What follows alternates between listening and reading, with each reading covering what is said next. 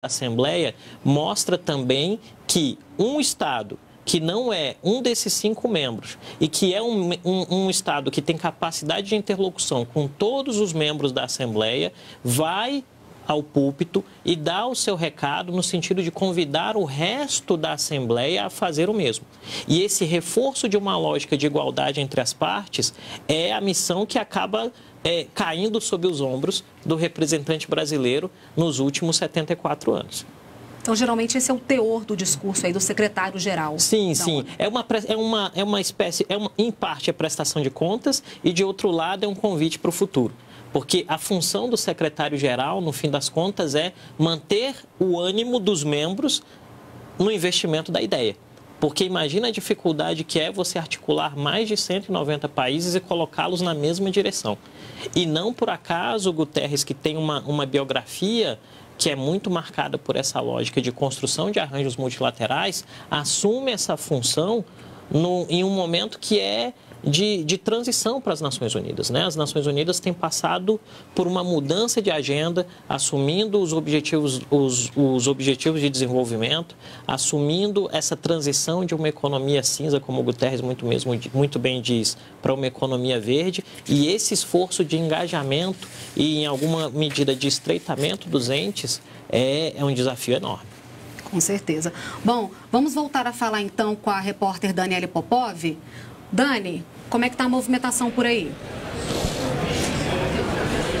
Oi, Renata. A gente está em expectativa aqui, né, para o discurso do presidente Jair Bolsonaro. Ele fala depois do secretário-geral, como vocês mostraram aí. A gente está acompanhando aqui também no centro de mídia, né?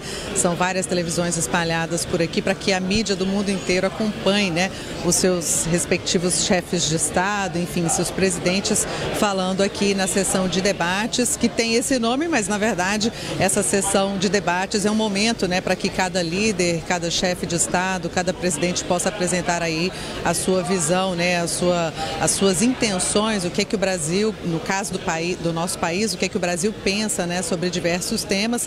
E como a gente já falou aqui, o presidente vai trazer, né, as questões ambientais no seu discurso, né, meio ambiente, desenvolvimento sustentável, a nova política externa e também a economia, tudo que vem sendo feito desde o início do governo do presidente Jair Bolsonaro. Portanto, a gente continua aqui e vamos trazendo também cada detalhe a partir do momento que as coisas vão acontecendo. Renata?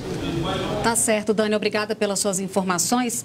Como a Dani falou, né, Paulo, e o presidente também já adiantou, antes mesmo de viajar, o discurso dele deve ter foco na relação aí Brasil e meio ambiente. É um tema relevante, está sendo discutido internacionalmente por muitos países, né, Cleomar?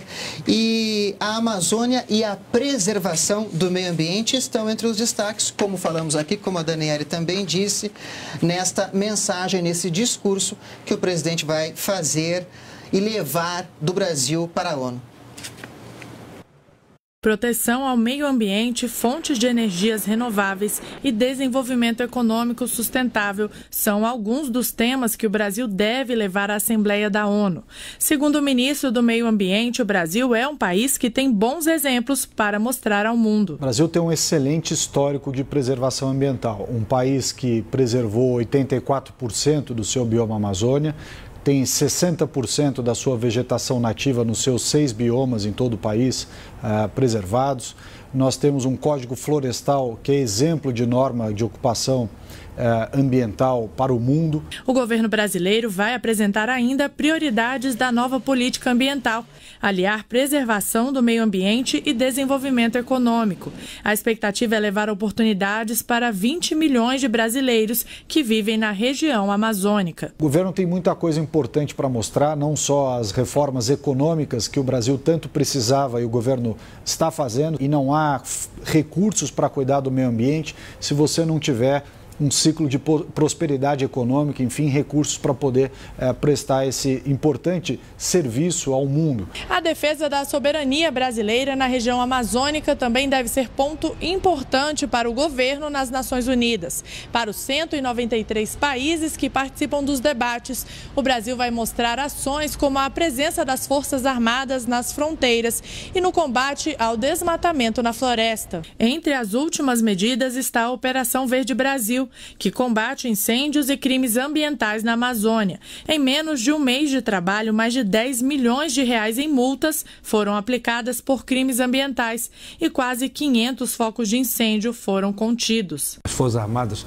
dão sempre para o Brasil, para a população brasileira, uma resposta muito rápida. O resultado já no final de agosto, início de setembro, com a operação, já caíram bastante os números em relação a possíveis focos de incêndio. E o ministro do Meio Ambiente, Ricardo Salles, que também já está em Nova York participando de vários debates sobre preservação da floresta, anunciou que o Brasil agora vai receber apoio para um fundo do Banco Interamericano de Desenvolvimento. O BID vai captar recursos para ações de bioeconomia na Amazônia. O Banco Interamericano de Desenvolvimento está estruturando com o governo brasileiro, inclusive com a ajuda do BNDES. É um fundo que vai captar recursos, não só de entes governamentais, mas também do setor privado, empresas e corporações, dando a sua contribuição para que nós desenvolvamos no Brasil a agenda de bioeconomia, ligada a toda a parte de pesquisa, para o cosmético, para a parte de farmacêutica, toda a indústria ligada com aquele potencial da Amazônia, a tão prometida agenda da bioeconomia e que outros não souberam colocar de pé no passado. O Brasil tem muita coisa para mostrar na Assembleia da ONU. Nós somos o país mais sustentável, com grandes práticas. O que nós vamos mostrar é não só aquilo que nós já temos feito, mas também tudo aquilo que nós podemos fazer.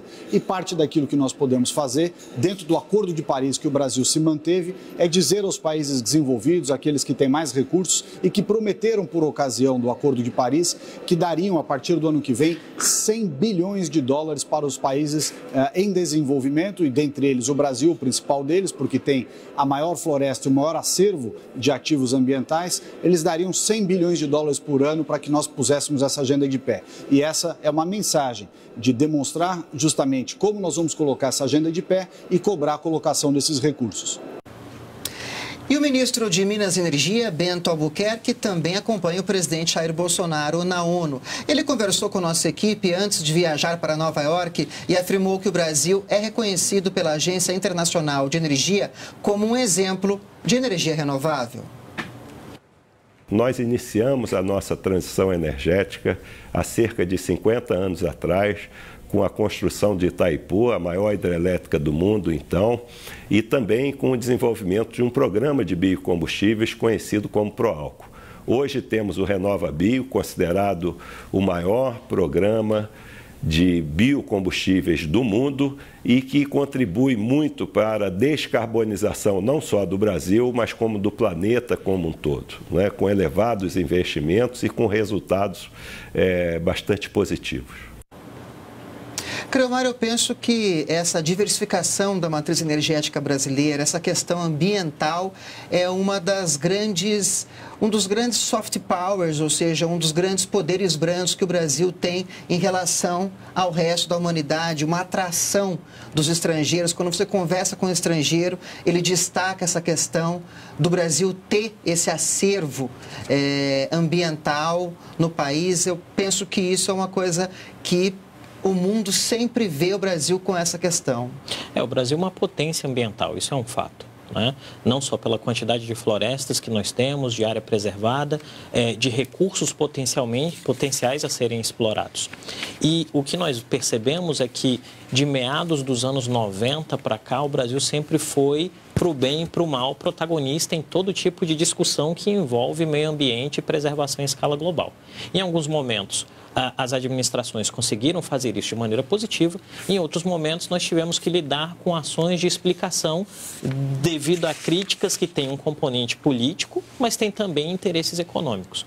Talvez o grande espaço e momento que o presidente Jair Bolsonaro tem agora é para fazer essa prestação de contas via Assembleia Geral da ONU e mostrar que o Brasil possui marcos regulatórios muito claros, que o Brasil possui uma política ambiental estruturada e que o Brasil é exemplo para o mundo e que o Brasil busca não só porque é um novo governo, mas porque é um momento, é uma situação de acordo da sociedade, que assim escolheu através do voto, conciliar desenvolvimento com preservação, porque no fundo nós temos também um problema que é bastante importante, que é o fato de milhões de brasileiros que vivem em áreas de floresta São e que mais não de 20 têm milhões de brasileiros e que não têm acesso a recursos públicos e a políticas públicas de qualidade.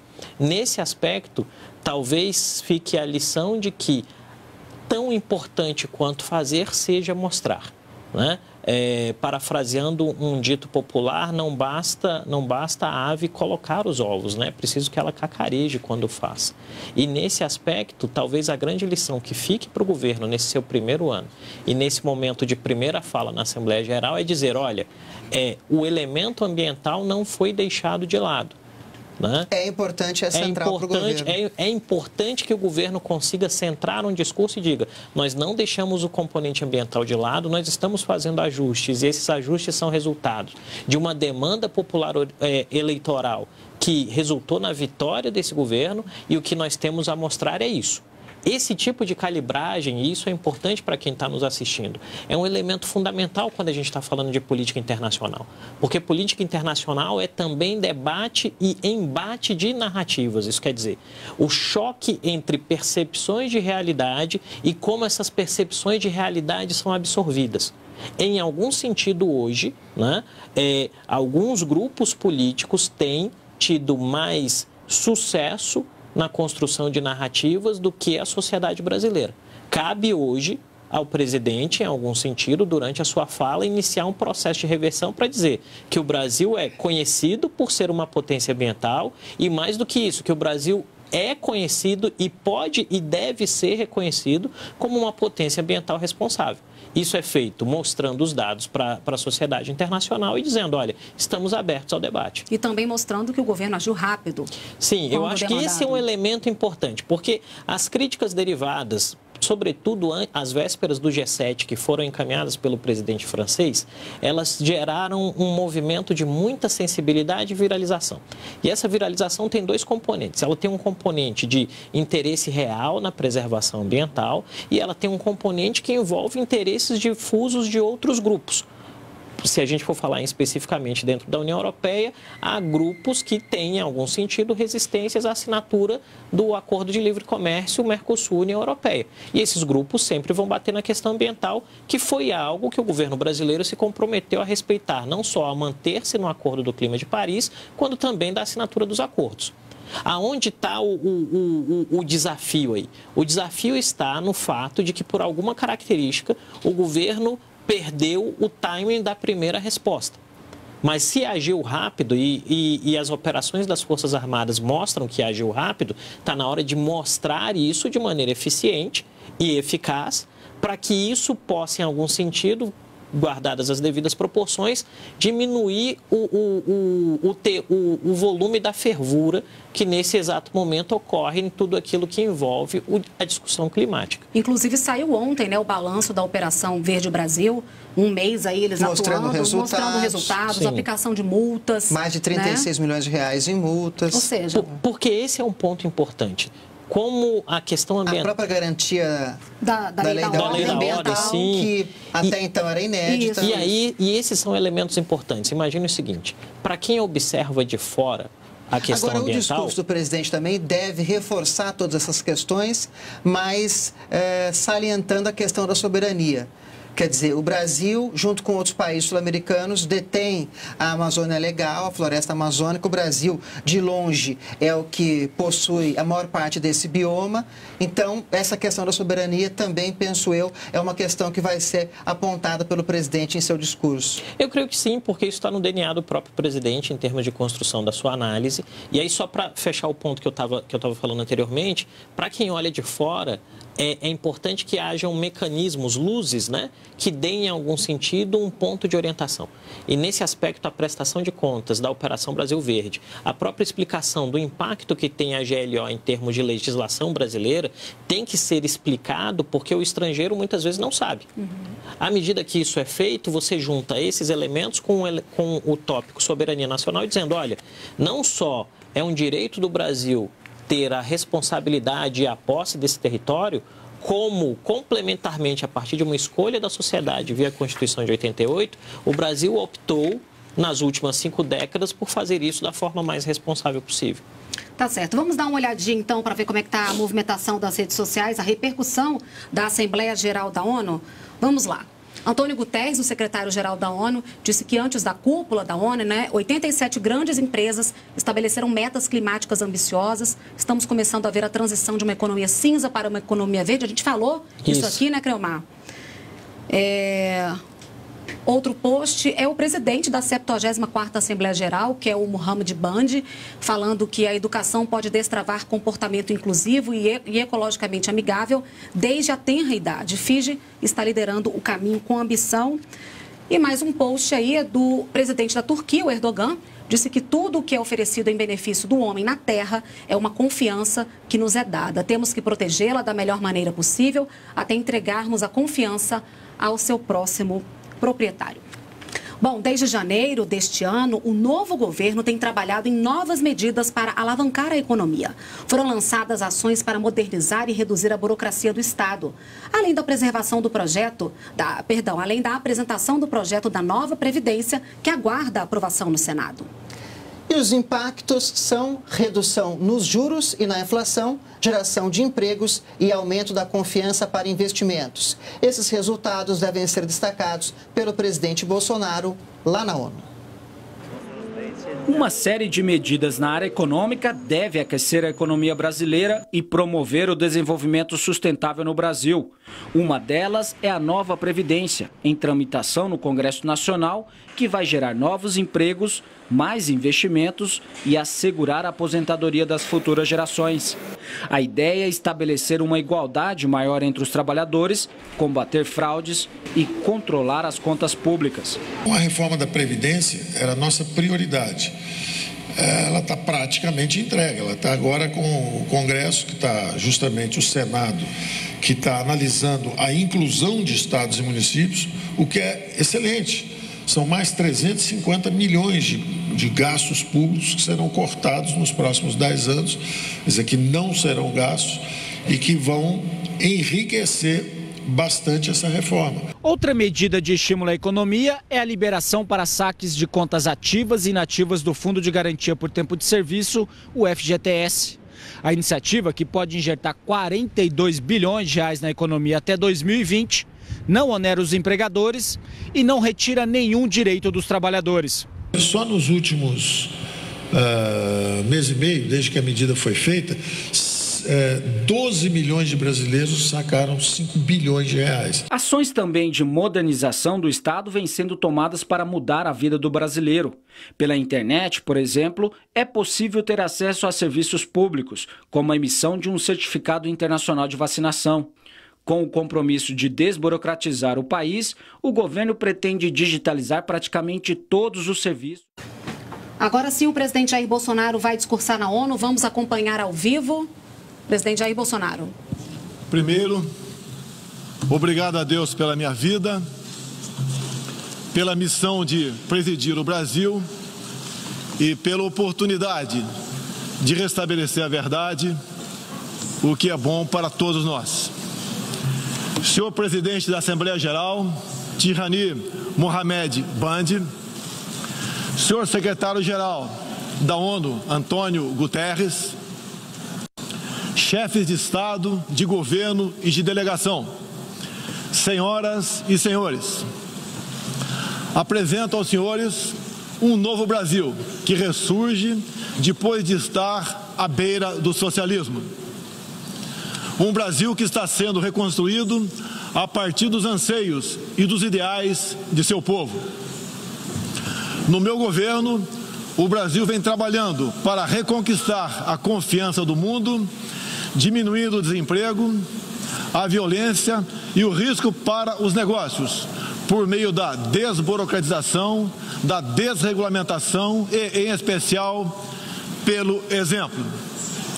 Meu país esteve muito próximo do socialismo, o que nos colocou numa situação de corrupção generalizada, grave recessão econômica, altas taxas de criminalidade e de ataques ininterruptos aos valores familiares e religiosos que formam nossas tradições. Em 2013, um acordo entre o governo petista e a ditadura cubana trouxe ao Brasil 10 mil médicos sem nenhuma comprovação profissional. Foram impedidos de trazer cônjuges e filhos. Tiveram 75% de seus salários confiscados pelo regime e foram impedidos de usufruir de direitos fundamentais como de ir e vir. Um verdadeiro trabalho escravo, acreditem. Respaldado por entidades de direitos humanos do Brasil e da ONU. Antes mesmo de eu assumir o governo, quase 90% deles deixaram o Brasil, por ação unilateral do regime cubano. Os que decidiram ficar se submeterão à qualificação médica para exercer sua profissão. Deste modo, nosso país deixou de contribuir com a ditadura cubana, não mais enviando para Havana 300 milhões de dólares todos os anos. A história nos mostra que já nos anos 60, agentes cubanos foram enviados a diversos países para colaborar com a implementação de ditaduras. Há poucas décadas, tentaram mudar o regime brasileiro e de outros países da América Latina. Foram derrotados. Civis e militares brasileiros foram mortos e outros tantos tiveram suas reputações destruídas, mas vencemos aquela guerra e resguardamos nossa liberdade. Na Venezuela, esses agentes do regime cubano, levados por Hugo Chávez, também chegaram e hoje são aproximadamente 60 mil que controlam e interferem em todas as áreas da sociedade local, principalmente na inteligência e na defesa. A Venezuela, outrora um país pujante e democrático, hoje experimenta a crueldade do socialismo. O socialismo está dando certo na Venezuela. Todos estão pobres e sem liberdade. O Brasil também sente os impactos da ditadura venezuelana. Dos mais de 4 milhões que fugiram do país, uma parte migrou para o Brasil, fugindo da fome e da violência.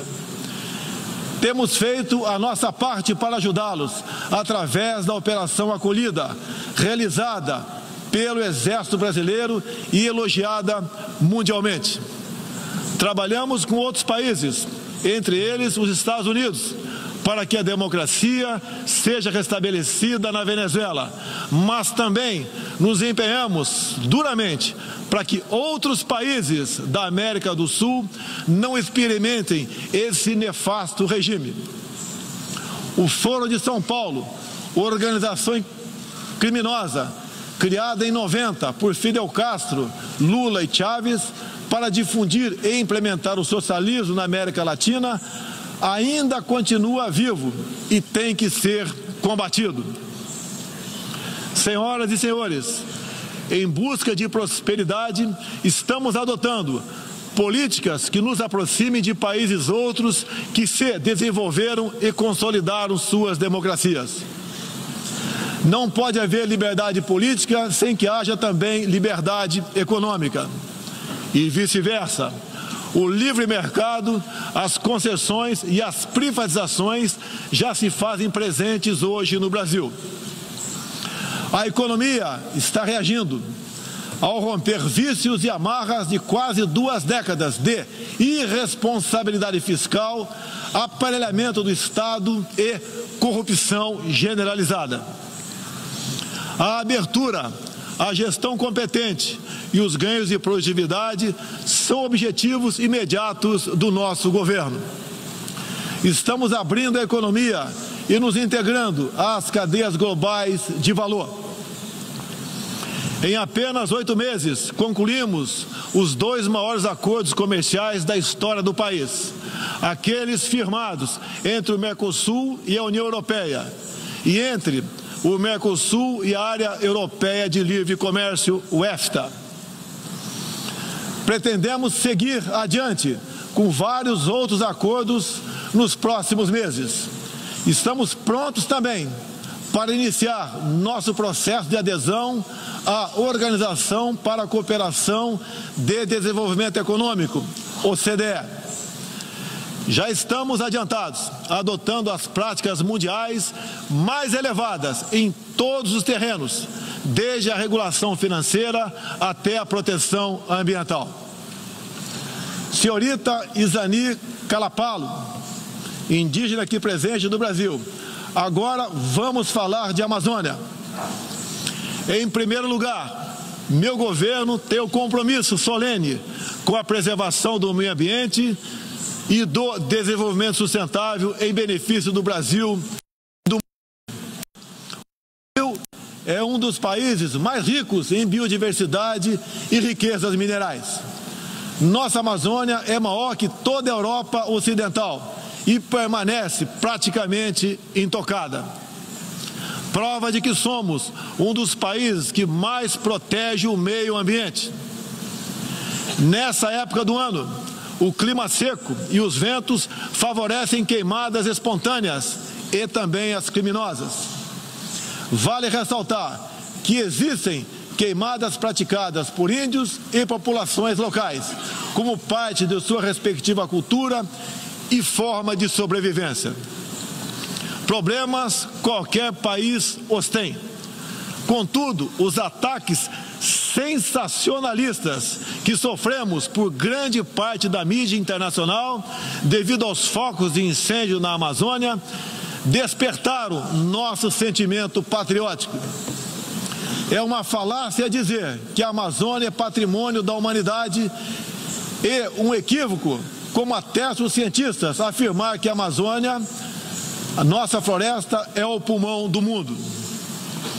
Valendo-se dessas falácias, um ou outro país, em vez de ajudar, embarcou nas mentiras da mídia e se portou de forma desrespeitosa com espírito colonialista. Questionaram aquilo que nos é mais sagrado, a nossa soberania. Um deles, por ocasião do encontro do G7, ousou sugerir aplicar sanções ao Brasil sem sequer nos ouvir. Agradeço àqueles que não aceitaram levar adiante essa absurda proposta. Em especial, o presidente Donald Trump, que bem sintetizou o espírito que deve reinar entre os países da ONU: respeito à liberdade e à soberania de cada um de nós. Hoje, 14% do território brasileiro está demarcado como terra indígena, mas é preciso entender que nossos nativos são seres humanos, exatamente como qualquer um de nós. Eles querem e merecem usufruir dos mesmos direitos de que todos nós. Quero deixar claro, o Brasil não vai aumentar para 20% sua área já demarcada como terra indígena, como alguns chefes de Estado gostariam que acontecesse. Existe no Brasil 225 povos indígenas, além de referências de 70 tribos vivendo em locais isolados. Cada povo ou tribo, com seu cacique, sua cultura, suas tradições, seus costumes e, principalmente, sua forma de ver o mundo. A visão de um líder indígena não representa a de todos os índios brasileiros. Muitas vezes, alguns desses líderes, como o cacique Raoni, são usados como peça de manobra por governos estrangeiros na sua guerra informacional para avançar seus interesses na Amazônia. Infelizmente, algumas pessoas de dentro e de fora do Brasil, apoiadas por ONGs, temem em tratar e manter nossos índios como verdadeiros homens das cavernas. O Brasil agora tem um presidente que se preocupa com aqueles que lá estavam antes da chegada dos portugueses em 1500. O índio não quer ser latifundiário, pobre em cima de terra rica. Especialmente das terras mais ricas do mundo. é o caso das reservas Yanomami e Raposa Serra do Sol. Nessas reservas existe grande abundância de ouro, diamante, urânio, nióbio e terras raras, entre outros. E esses territórios são enormes. A reserva Yanomami sozinha conta com aproximadamente 95 mil quilômetros quadrados, o equivalente ao tamanho de Portugal ou da Hungria, embora apenas 15 mil índios vivam nessa área. Isso demonstra que os que nos atacam não estão preocupados com o ser humano índio, mas sim com as riquezas minerais e a biodiversidade existentes nessas áreas. E para mostrar aos senhores que não existe uma autoridade única entre os índios, eu quero ler uma carta aqui de grande parte das comunidades indígenas endereçadas para os senhores. O grupo de agricultores indígenas do Brasil, formado por diversas etnias e com representantes por todas as unidades da federação, que habitam uma área de mais de 30 milhões de hectares do território brasileiro, vem respeitosamente perante a sociedade brasileira endossar apoio total e restrito à indígena Izani Calapalo, aqui presente, do Parque Indígena do Xingu, Mato Grosso, que a mesma possa, na Assembleia das Nações Unidas, em Nova York, Estados Unidos, externar toda a realidade vivida pelos povos indígenas do Brasil, bem como trazer à tona o atual quadro de mentiras propagado pela mídia nacional e internacional, que insistem em fazer dos povos indígenas do Brasil uma reserva de mercado sem fim, atendendo interesses estrangeiros de países que ainda enxergam no Brasil uma colônia, sem regras e sem soberania. O Brasil possui 14% do seu território nacional regularizado como terras indígenas e muitas comunidades estão sedentas para que o desenvolvimento dessa parte do Brasil finalmente ocorra sem amarras ideológicas ou burocráticas. Isso facilitará o alcance de uma maior qualidade de vida nas áreas do empreendedorismo, saúde e educação. Uma nova política indigenista no Brasil é necessária. O tempo urge. Medidas arrojadas podem e devem ser incentivadas na busca pela autonomia econômica dos indígenas. Certamente que, se um conjunto de decisões vier nesse sentido, poderemos vislumbrar um novo modelo para a questão indígena brasileira. Um novo tempo para as comunidades indígenas é fundamental. A situação de extrema pobreza em que se encontram, sobrevivendo tão somente do Bolsa Família e de cestas básicas, nunca representou dignidade e desenvolvimento.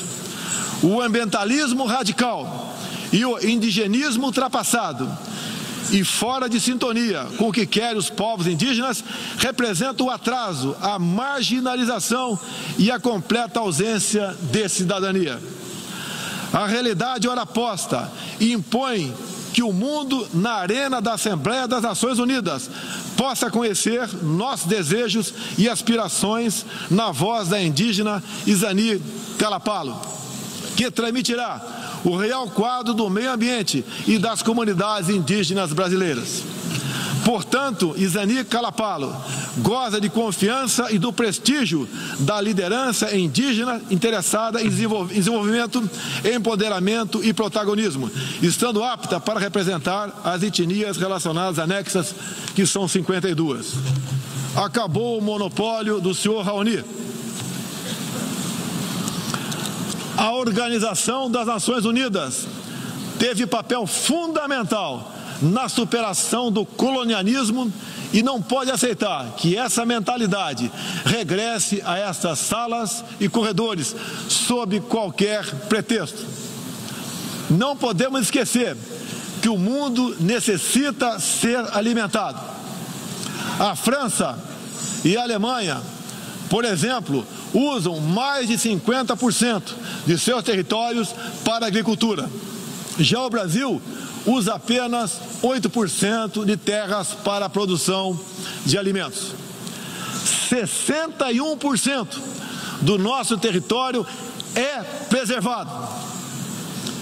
Nossa política é de tolerância zero para com a criminalidade, aí incluídos os crimes ambientais. Quero reafirmar minha posição de que qualquer iniciativa de ajuda ou apoio à preservação da floresta amazônica ou de outros biomas deve ser tratado em pleno respeito à soberania brasileira. Também rechaçamos as tentativas de instrumentalizar a questão ambiental ou a política indigenista em prol de interesses políticos e econômicos externos, em especial os disfarçados de boas intenções. Estamos prontos para, em parcerias e agregando valor, aproveitar de forma sustentável todo o nosso potencial. O Brasil reafirma seu compromisso intransigente com os mais altos padrões de direitos humanos, com a defesa da democracia e da liberdade de expressão religiosa e de imprensa. É um compromisso que caminha junto com o combate à corrupção e à criminalidade, demandas urgentes da sociedade brasileira. Seguiremos contribuindo, dentro e fora das Nações Unidas, para a construção de um mundo onde não haja impunidade, esconderijo ou abrigo para criminosos e corruptos.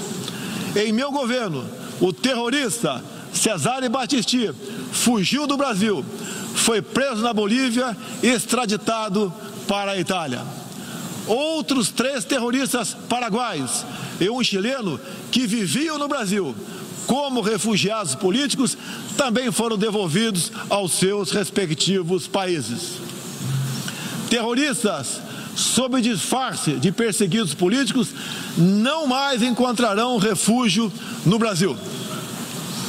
Há pouco, presidentes socialistas que me antecederam desviaram centenas de bilhões de dólares, comprando parte da mídia e parte do parlamento.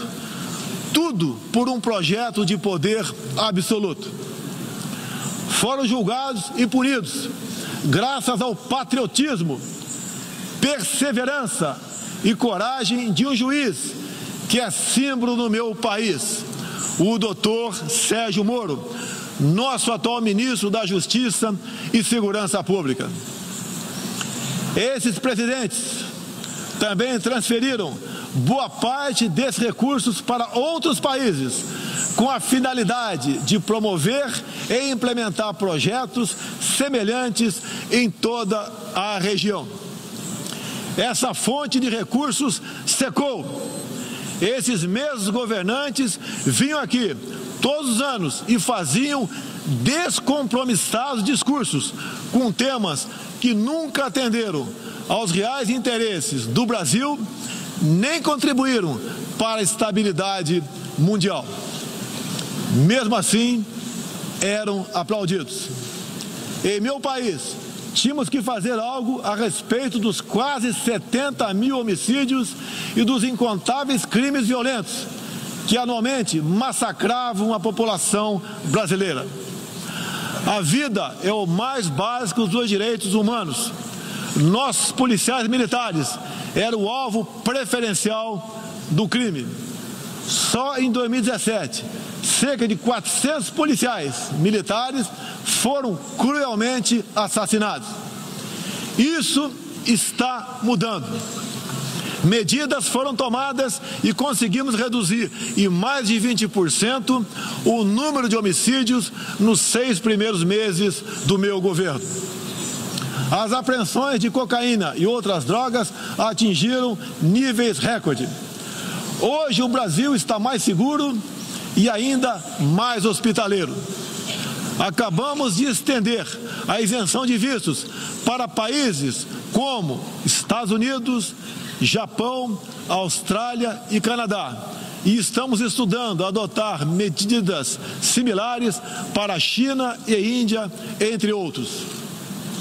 Com mais segurança e com essas facilidades, queremos que todos possam conhecer o Brasil, em especial a nossa Amazônia, com toda a sua vastidão e beleza natural. Ela não está sendo devastada e nem consumida pelo fogo, como diz mentirosamente a mídia. Cada um de vocês pode comprovar o que estou falando agora. Não deixe de conhecer o Brasil. Ele é muito diferente daquele estampado em muitos jornais e televisões. A perseguição religiosa é um flagelo que devemos combater de forma incansável. Nos últimos anos, testemunhamos em diferentes regiões ataques covardes que vitimaram fiéis congregados em igrejas, sinagogas e mesquitas.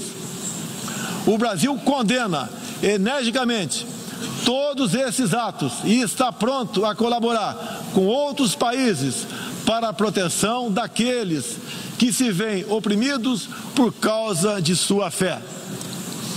Preocupam o povo brasileiro, em particular, a crescente perseguição, a discriminação e a violência contra missionários e minorias religiosas em diferentes regiões do mundo. Por isso, apoiamos a criação do Dia Internacional em memória das vítimas de atos de violência baseados em religião ou crença. Nessa data, recordaremos anualmente aqueles que sofrem as consequências nefastas da perseguição religiosa. É inadmissível que, em pleno século XXI, com tantos instrumentos, tratados e organismos com a finalidade de resguardar direitos de todo tipo e de toda sorte, ainda haja milhões de cristãos e pessoas de outras religiões que perdem sua vida ou sua liberdade em razão de sua fé. A devoção do Brasil à causa da paz se comprova pelo sólido histórico de contribuições para as missões da ONU. Há 70 anos, o Brasil tem dado contribuição efetiva para as operações de manutenção da paz das Nações Unidas. Apoiamos todos os esforços para que essas missões se tornem mais efetivas e tragam benefícios reais e concretos para os países que as recebem. Nas circunstâncias mais variadas, no Haiti, no Líbano, na República Democrática do Congo, os contingentes brasileiros são reconhecidos pela qualidade de seu trabalho e pelo respeito à população, aos direitos humanos e aos princípios que norteiam as operações de manutenção de paz. Reafirmo nossa disposição de manter contribuição concreta às missões da ONU, inclusive no que diz respeito ao treinamento e à capacitação de tropas, área em que temos reconhecida experiência.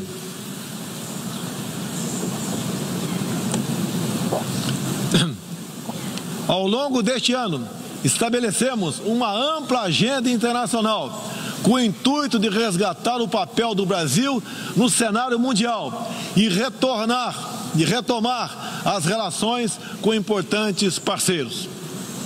Em janeiro, estivemos em Davos, onde apresentamos nosso ambicioso programa de reformas para investidores de todo o mundo. Em março, visitamos Washington, onde lançamos uma parceria abrangente e ousada com o governo dos Estados Unidos em todas as áreas, com destaque para a coordenação política e para a cooperação econômica e militar.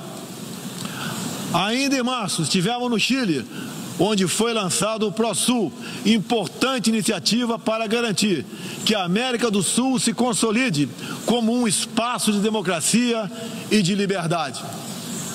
Na sequência, visitamos Israel, onde identificamos inúmeras oportunidades de cooperação, em especial na área de tecnologia, e segurança.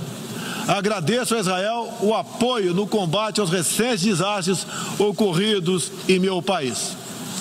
Visitamos também um de nossos grandes parceiros no Cone Sul, a Argentina, com o presidente Maurício Macri e nossos sócios do Uruguai e do Paraguai. Afastamos do Mercosul a ideologia e conquistamos importantes vitórias comerciais ao concluir negociações que já se arrastavam por décadas. Ainda este ano, visitaremos importantes parceiros asiáticos, tanto no Extremo Oriente quanto no Oriente Médio. Essas visitas reforçarão a amizade e o aprofundamento das relações com Japão, China, Arábia Saudita, Emirados Árabes e Catar.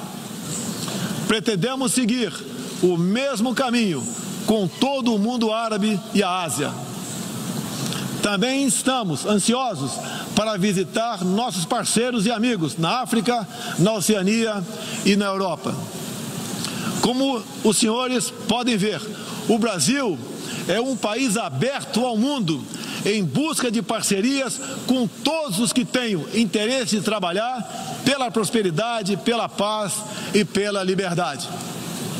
Senhoras e senhores, o Brasil que represento é um país que está se reerguendo, revigorando parcerias e reconquistando sua confiança política e econômica. Estamos preparados para assumir as responsabilidades que nos cabem no sistema internacional. Durante as últimas décadas, nos deixamos seduzir, sem perceber, por sistemas ideológicos de pensamento que não buscavam a verdade, mas o poder absoluto. A ideologia se instalou no terreno da cultura, da educação e da mídia, dominando meios de comunicação, universidades e escolas. A ideologia invadiu nossos lares para investir contra a célula máter de qualquer sociedade saudável, a família.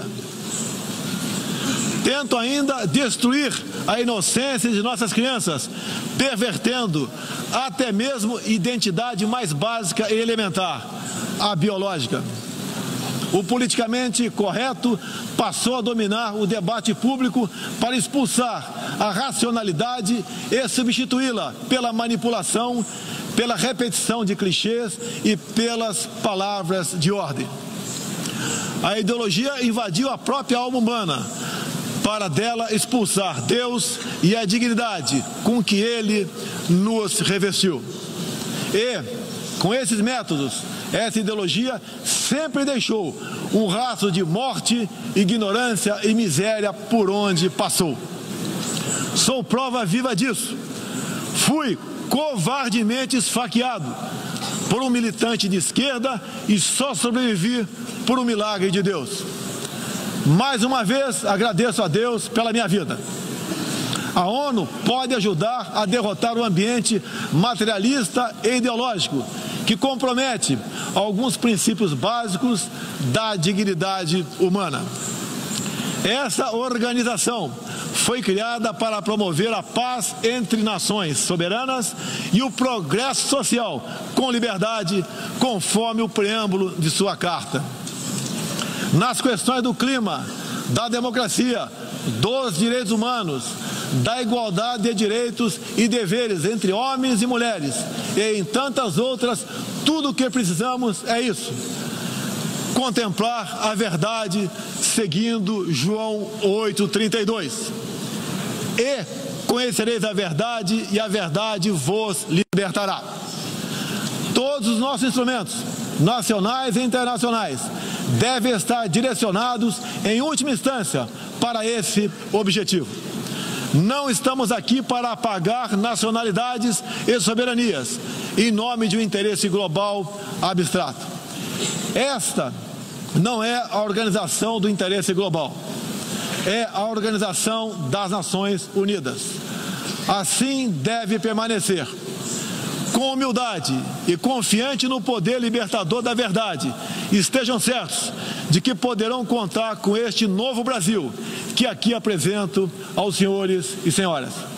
Agradeço a todos pela graça e pela glória de Deus. Meu muito obrigado.